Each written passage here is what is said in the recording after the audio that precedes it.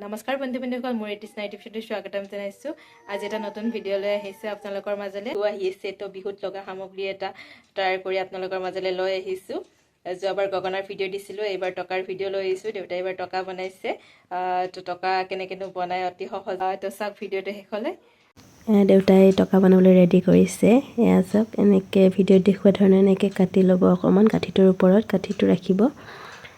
তাৰপিছত এই কাঠিটোলৈকে এনেকৈ মাজেৰে এনেকৈ কাটি দিব। দুফালে কাটিব লাগিব সমান কৰি, জোখটো সমান হ'ব লাগিব।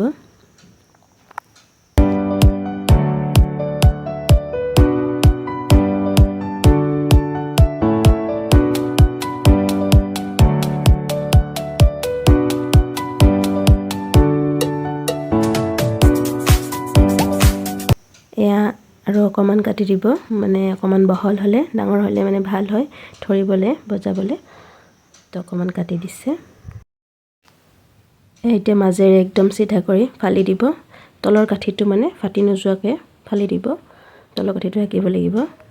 এতিয়া এইখিনি ধুনীয়াকৈ ৰুকি লৈছে। অকণমান নাকাটিবৰ কাৰণে অলপমান ৰুকি ল'লে তেতিয়া মানে নাকাটে আৰু, নহ'লে বজাওঁতে আৰু হাত কাটিব।